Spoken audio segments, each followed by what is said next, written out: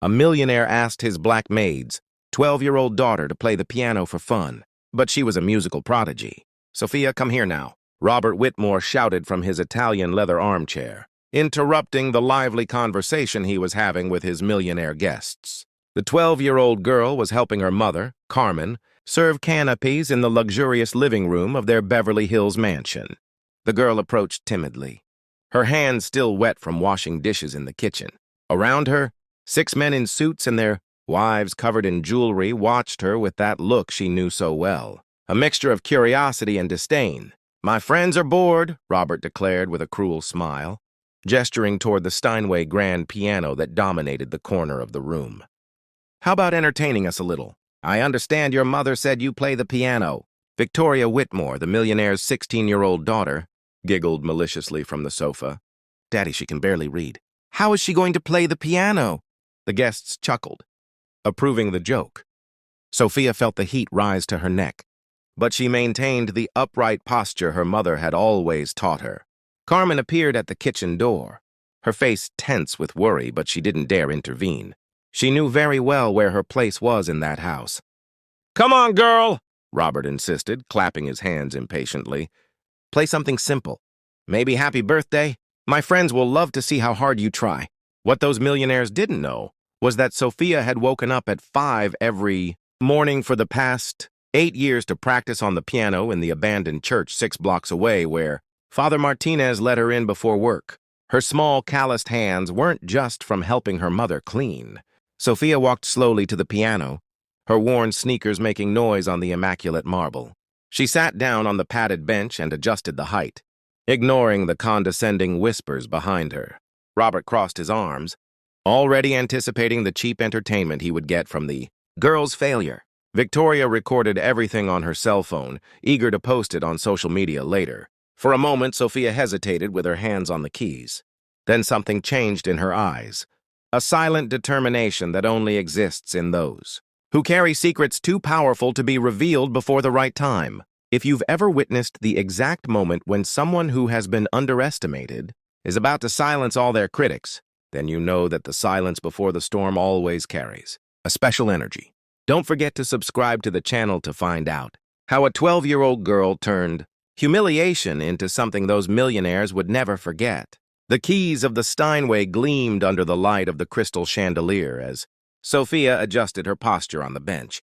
Robert Whitmore picked up his 1,000 glass of red wine and leaned back in his armchair, clearly enjoying what he considered a domestic charity spectacle. "Everyone's silence," Robert announced theatrically to his guests. "Let's see if the taxes I pay for these public schools were worth anything." The laughter that followed echoed through the room, like the sound of crystal shattering. Victoria pointed her cell phone at Sophia, already imagining the likes she would get on Instagram, with a video of the little maid trying to play the piano. At her side, Margaret Steinberg, wife of an oil tycoon, whispered loudly enough for everyone to hear. Poor thing, she probably can't even read the notes properly. Carmen watched everything from the kitchen door, her hands trembling as she held the empty tray. She knew exactly what her daughter was capable of, but she also knew the price they would both pay if Sophia revealed her true talent. In that house, they were invisible by necessity, not by choice. What those millionaires didn't know was that Sophia had grown up listening to her mother cry softly in the bathroom. After particularly humiliating days, Carmen had been a classical pianist in Colombia before immigrating to the United States, where her degrees weren't worth the paper they were printed on, and her talented hands were relegated to scrubbing toilets for people who would never play a single note. "Come on, honey," Robert encouraged with false kindness. "Play something we know. How about Twinkle, Twinkle, Little Star? I'm sure you can do that." Charles Morrison, owner of a chain of hotels, laughed so hard he almost knocked over his $300 whiskey. "Robert, you're terrible. The girl probably doesn't even know where the black and white keys are." It was then that Sophia looked up for the first time since she had sat down at the piano. Her gaze slowly swept across every face in the room. Robert with his condescending smile, Victoria with her cell phone still recording, the guests with their expressions of cruel amusement. For a moment, something flashed across her eyes that made the atmosphere grow slightly more tense, like the air before a storm. "May I choose the song?" Sophia asked, her voice soft but surprisingly firm. Of course, dear, Robert replied, gesturing magnanimously. Play whatever you can. We're here to have fun, not to judge. What?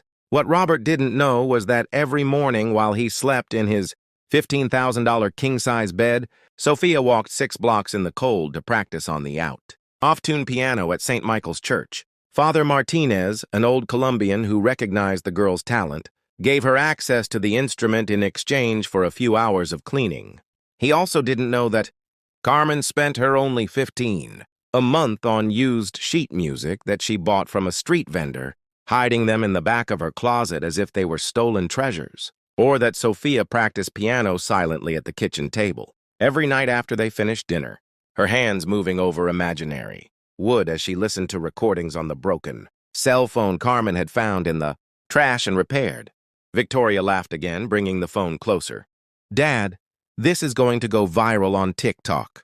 A maid trying to play our $200,000 Steinway.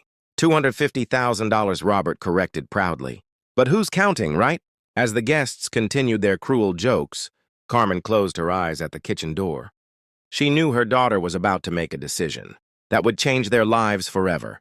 Sophia could play something simple, remain invisible, and preserve their jobs. Or Sophia took a deep breath, her hands positioning themselves on the keys with a precision that did not go unnoticed by Carmen. It was the same posture she herself had taught years ago, when she still believed that talent was enough to open doors in this country. I hope you like Chopin, Sophia said calmly, her fingers finally touching the first keys. The silence that followed was not the polite silence of expectation. It was the absolute silence of people who had just realized they had catastrophically underestimated something, but didn't yet know exactly what. And in Sophia's eyes, for the first time that night, there was a sparkle that made even Robert Whitmore shift uncomfortably in his Italian leather armchair. The first notes of Chopin came out of the Steinway, with a delicacy that made Robert frown. It wasn't the out-of-tune, hesitant sound he had expected from a girl from the suburbs. It was precise, technically correct, but it was still nothing to impress him. Well, at least she knows where the keys are, Charles Morrison muttered to Margaret Steinberg, both of them still chuckling.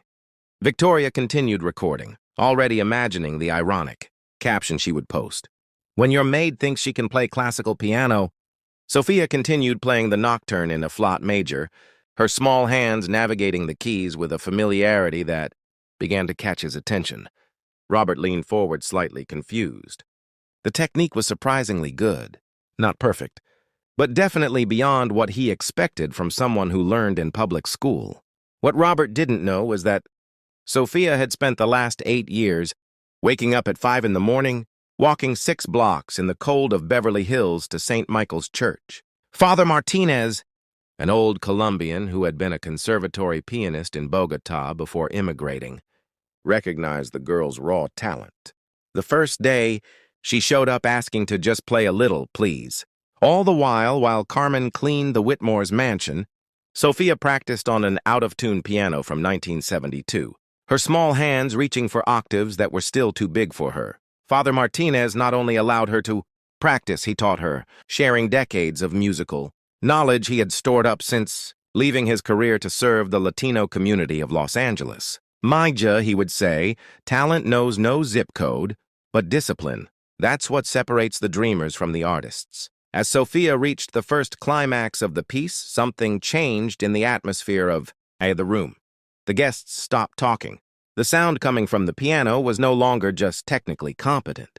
It had soul. There was interpretation. There were years of pain, hope, and quiet dedication flowing through every note. Carmen watched from the kitchen doorway, tears beginning to form in her eyes. She recognized every nuance of that performance, because she was the one who first placed Sophia's hands on the keys when the girl was only 4 years old. Carmen had been the first violinist in the Maid Symphony Orchestra before fleeing the violence that consumed her hometown. Her diplomas, her achievements, her entire life as a musician, all of it had been reduced to nothing the moment she stepped onto American soil. But she never stopped teaching her daughter. In the early hours of the morning, after the whites were asleep, Carmen whispered music theory while Sophia practiced silent scales at the kitchen table, She spent her only $15 of monthly allowance on used sheet music, building a hidden music library. In the small room they shared in the back of the property, Robert began to shift uncomfortably in his chair. The music was beautiful, more than beautiful. It was moving, and that wasn't part of the plan. He wanted entertainment, not art. He wanted confirmation of his superiority, not questions about her. That was when the front door opened, and someone walked in who would change everything. Dr. Patricia Williams, music critic for the Los Angeles Times and a personal friend of Robert's, had arrived early for the dinner that would follow the cocktails.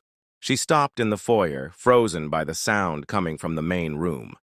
Patricia had spent 40 years of her life immersed in classical music. She had heard the world's greatest virtuosos from concert halls in Vienna to conservatories in Moscow, and what she was hearing now coming from the Whitmore living room was undeniably extraordinary. Without making a sound, she approached the entrance to the room and watched the scene unfold. A 12-year-old black girl, clearly from a humble background, performing Chopin with an interpretive maturity that rivaled professional pianists. Her hands, too small for some of the broader chords, found creative solutions that did not compromise the musical integrity of the piece. "My God," Patricia whispered to herself, recognizing immediately that she was witnessing something rare. Meanwhile, Victoria had stopped recording. The mocking smile disappeared from her face when she realized that something was different. The adults were no longer laughing. They were listening, really listening, and some seemed genuinely impressed. "Daddy," she whispered to Robert, "how much longer is she going to play?" Robert didn't answer. For the first time in his adult life, he was being forced to confront the possibility that he had catastrophically underestimated someone.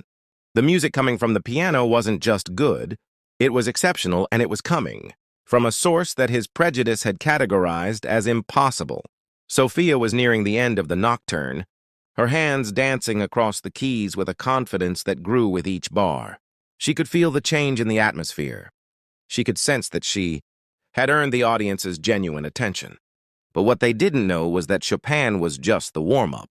Father Martinez had taught her something fundamental. When people try to diminish you, piss on them. You don't just show them you're competent. You show them you're extraordinary. And Sophia had saved her true extraordinary talent for the right moment. Because after Chopin, she planned to play her own composition, a piece she had created, inspired by the tears she saw her mother shed every night, the humiliations they endured daily, and the stubborn hope that refused to die despite everything. When the last notes of the nocturne echoed through the room and silence fell, Sophia took a deep breath and looked directly at Robert Whitmore. His eyes no longer carried the shyness of the girl who had been volunteered to play. They carried the quiet determination of someone who is about to rewrite all the rules of the game. "That was the easy part," Sophia said calmly, adjusting her posture on the bench. "Now I'm going to play something I composed with you in mind." The first notes of Sophia's original composition echoed through the room like a silent earthquake. It wasn't Chopin. It wasn't anything those millionaires had ever heard before. It was something completely new, born of pain, humiliation, and the stubborn hope of a girl who had spent years being invisible. The melody began softly, almost whispered, like Carmen's footsteps through the mansion's corridors before dawn. Then it grew, incorporating rhythms reminiscent of the heartbeat of a mother who worked 16 hours a day to support her daughter. Sophia's fingers danced across the keys with a precision that drew Dr. Patricia Williams closer to the entrance of the room. "My God," Patricia whispered, discreetly pulling out her cell phone to record.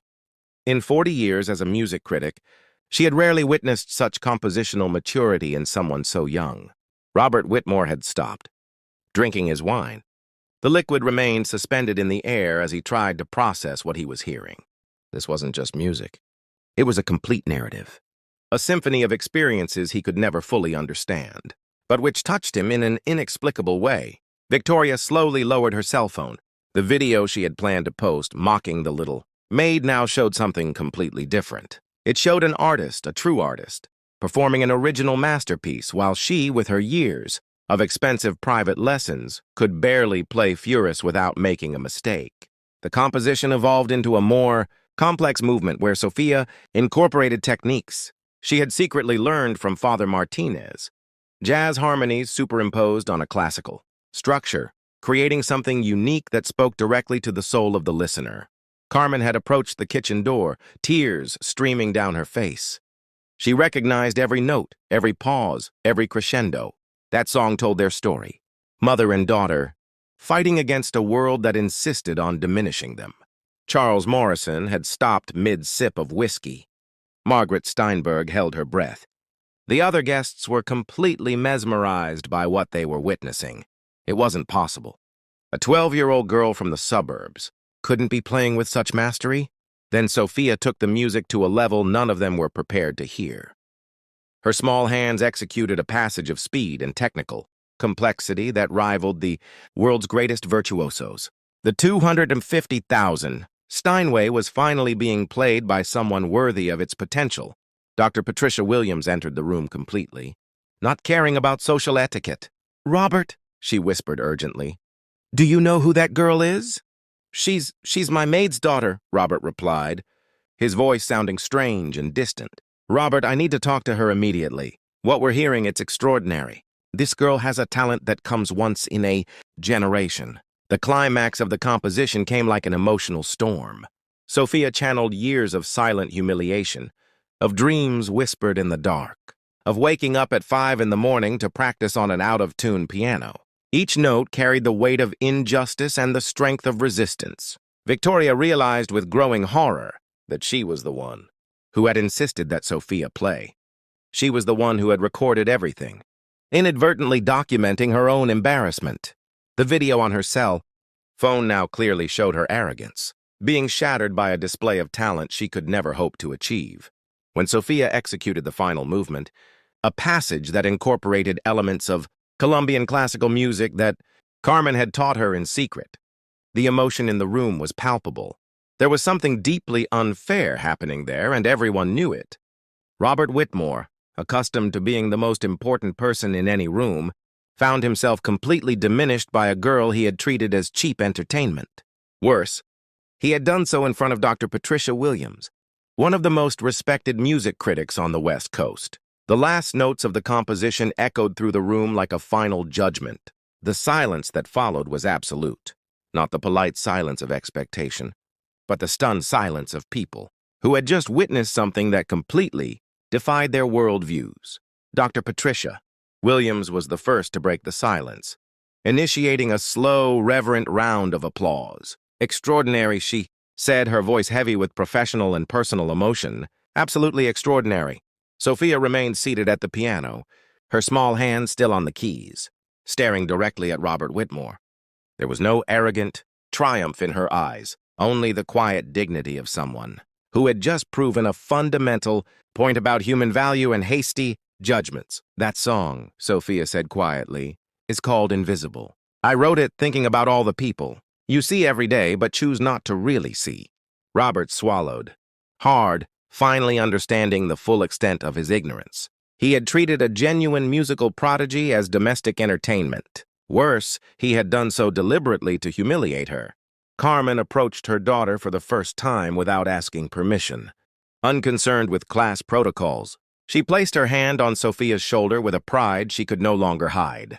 Victoria looked down at the cell phone in her hands, realizing she had recorded her own public humiliation. The video clearly showed her initial cruelty and subsequent transformation from mockery to forced admiration. If this were shared, and she knew it would be, her social reputation would be destroyed. But what none of them knew yet was that Dr. Patricia Williams had recognized something more than just exceptional talent in Sophia's performance. She had recognized the musical signature of someone she knew very well, Carmen Morales, former first violinist of the Maid Symphony Orchestra, who had mysteriously disappeared from the international music scene 15 years ago. As the guests slowly began to process what they had witnessed, Patricia approached Carmen with an expression that promised that the night was only just beginning to reveal its deepest secrets. "Carmen Morales," said Dr. Patricia Williams, approaching Sophia's mother with eyes shining with recognition. "First violinist of the Maid Symphony Orchestra. She disappeared from the music scene 15 years ago, after receiving the Latin Award for Musical Excellence." The silence in the room became deafening. Robert Whitmore, who Sackon earlier had discovered that he had been treating a musical prodigy as domestic entertainment, now faced an even more devastating reality. His housekeeper was one of the most respected musicians in Latin America. Carmen lifted her chin. For the first time in 15 years of silent servitude. "Dr. Williams," she replied with the dignity she had buried to survive. "It is an honor to see you again." "You know her," Robert stammered, his arrogance evaporating quickly.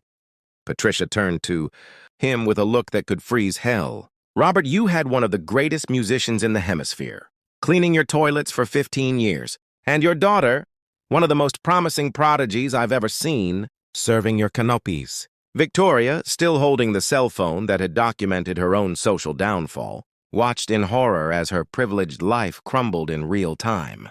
The video she had recorded mocking Sophia now showed a 12-year-old girl performing music with a mastery she would never achieve after years of expensive private lessons. "I didn't know," Robert whispered, finally realizing the catastrophic extent of his ignorance. "Of course you didn't," Patricia replied contemptuously. "People like you never do. They see uniforms instead of people, accents instead of stories, origins instead of talent." Dr. Patricia Williams wasted no time. The next morning, she published a devastating article in the Los Angeles Times titled "The Symphony of Invisibility: How the Beverly Hills Elite Wastes Genius." The article detailed not only Sophia's extraordinary talent, but also the criminal negligence of a society that allows people like Carmen Morales to clean bathrooms instead of conducting orchestras. Victoria's video spread across social media like wildfire, but not in the way she had planned. "Privileged girl gets old" went viral, racking up 15 million views in 48 hours. The comments were relentless. Imagine paying thousands for piano lessons and being humiliated by a 12-year-old girl. That's the difference between privilege and real talent. Arrogance being shattered live on air. Robert tried to control the damage by hiring an elite public relations firm, but it was too late. The Los Angeles Symphony Orchestra offered Carmen a position as assistant conductor. The Curtis Institute of Music offered Sophia a full scholarship, including room and board. 3 record labels fought for the rights to record the composition. Invisible. Victoria, unable to cope with the public humiliation, was admitted to a rehabilitation clinic for nervous exhaustion, the elite's euphemism for mental breakdown caused by shame. His high society friends quickly abandoned him, fearing association with the scandal. Her social media accounts, once filled with praise and envy, were now bombarded with comments about her prejudice and arrogance. Robert lost 3 million contracts when his business partners distanced themselves from the man, who had a musical genius cleaning his house. His reputation in Beverly Hills was ruined. Ironically, the man who had treated Sophia like cheap entertainment turned out to be the real clown in the situation. 6 months later, Sophia made her debut at Walt Disney Concert Hall, performing her composition Invisible with the Los Angeles Philharmonic, conducted by her mother, Carmen, who had triumphantly resumed her musical career. The performance was broadcast nationally and raised $2 million for a music scholarship fund for underprivileged children. In the audience, Robert Whitmore watched from one of the cheapest seats. All he could afford after his financial empire began to crumble.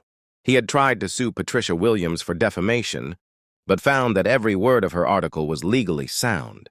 At his side, his wife served him divorce papers, tired of being married to the national symbol of blind privilege and arrogance. Meanwhile, Carmen and Sophia now lived in a comfortable home in Pasadena, far from the Beverly Hills mansions where they had been invisible for so long. Sophia practiced daily on the Steinway they had bought, not stolen or borrowed, but legitimately purchased with the money from her first recording contract. During the performance at Disney Concert Hall, when Sophia played the final movement of Invisible, she glanced briefly at the audience and met Robert's eyes. There was no anger there, just the quiet dignity of someone who had turned humiliation into triumph. The lesson was crystal clear.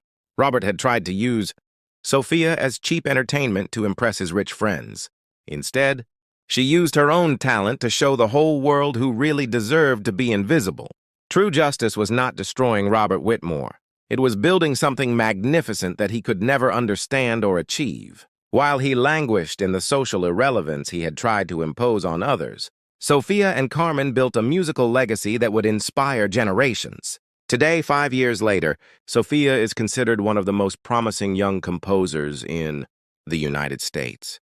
Carmen runs the Los Angeles Youth Orchestra, providing free musical opportunities to children from underserved communities.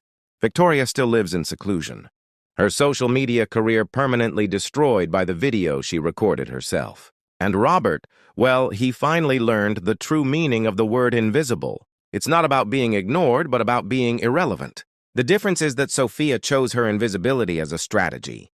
He earned his as a consequence. If this story touched your heart and showed you that real talent knows no zip code or skin color, subscribe to the channel for more stories that prove that underestimating the right people can be the most expensive mistake you ever